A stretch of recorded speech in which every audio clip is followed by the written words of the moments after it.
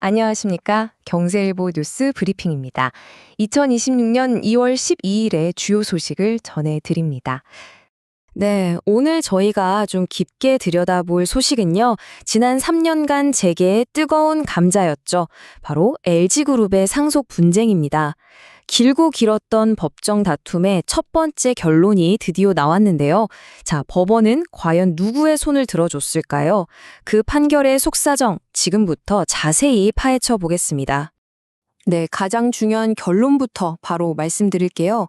법원은 고 구본무 선대회장의 부인 김영식 여사와 두 딸, 그러니까 세 모녀가 구광모 회장을 상대로 낸 상속소송을 기각했습니다. 한마디로 구광모 회장의 손을 들어준 거죠. 이번 소송이 법적으로는 상속회복 청구 소송이라고 불리는데요. 이게 뭐냐면요. 쉽게 말해 내 상속집은 원래대로 돌려달라고 하는 소송이에요. 그러니까 세모녀 측을 기존의 상속 합의가 잘못됐으니 이 법적 절차를 통해서 다시 나누자 이렇게 주장했던 겁니다. 아니 그런데 무려 3년씩이나 양측은 도대체 뭘 가지고 이렇게 치열하게 다퉜던 걸까요? 분쟁의 핵심 쟁점은 딱 하나였습니다. 2018년에 이루어졌던 그 상속 합의, 이게 과연 법적으로 유효한가 아닌가 하는 문제였죠. 자, 이 사건의 전체적인 흐름을 한번 짚어봐야겠죠? 타임라인을 같이 보시죠. 모든 일의 시작은 2018년 구본무 선대회장이 별세한 직후 상속인들끼리 합의를 했을 때입니다. 그런데 5년이 지난 2023년에 세 모녀가 이 합의에 문제가 있다면서 소송을 냈고요. 그리고 마침내 2026년, 바로 오늘 그 첫 번째 판결이 나온 겁니다. 양측의 주장은 정말 평행선을 달렸습니다. 완전히 엇갈렸죠. 세 모녀 측의 주장은 이렇습니다. 선대 회장의 유언이 있다고 해서 그대로 합의를 했는데 나중에 알고 보니 그 유언장이 법적 효력이 없는 거였다. 우린 속은 거다. 그래서 법이 정한 비율대로 재산을 다시 나누자고 요구한 거고요. 반면에 구광모 회장 측은 이렇게 맞섰죠. 유언장이 있든 없든 그게 중요한 게 아니다. 모든 상속인이 몇 달 동안 충분히 논의하고 합의해서 도장까지 찍은 완벽하게 유효한 합의다라고 말이죠. 자, 그렇다면 재판부는 왜 구광모 회장 측의 주장을 받아들였을까요?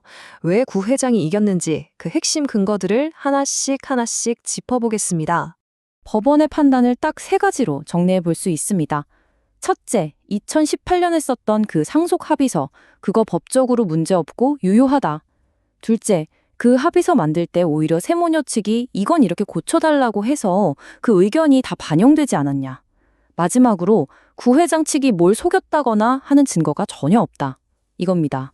이번 판결에서 가장 중요했던 열쇠, 바로 재산분할 협의서였습니다.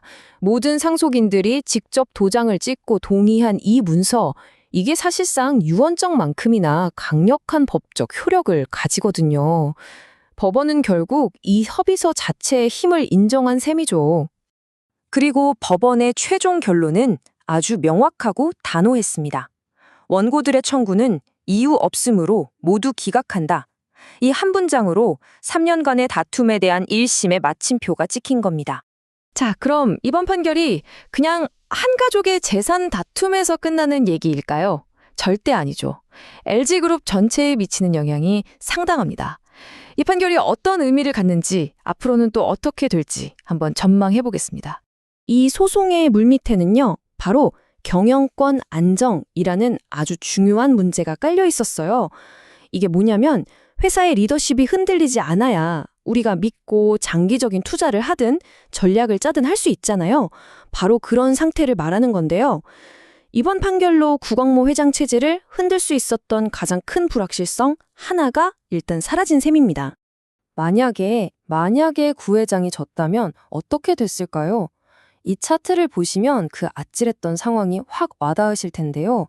지금 15.95%인 구 회장의 죄의선 LG 지분이요. 9.7%까지 뚝 떨어질 수 있었어요. 반대로 세모녀의 지분을 합치면 구 회장을 훌쩍 넘어서게 되죠. 말 그대로 그룹의 주인이 바뀔 수도 있는 그런 엄청난 오너 리스크를 이번 판결로 피하게 된 겁니다. 자, 그런데 여기서 이런 생각이 드실 거예요. 그럼 이제 소송 완전히 끝난 건가? 아직은 그렇다고 단정하기는 이릅니다. 세 모녀 측이 이번 1심 판결을 받아들이지 않고 항소할 가능성이 여전히 남아 있거든요. 만약 그렇게 되면 이 분쟁 2심으로 넘어가면서 다시 길고 긴 싸움이 될 수도 있습니다. 오늘 소식은 여기까지입니다. 시청해 주셔서 감사합니다.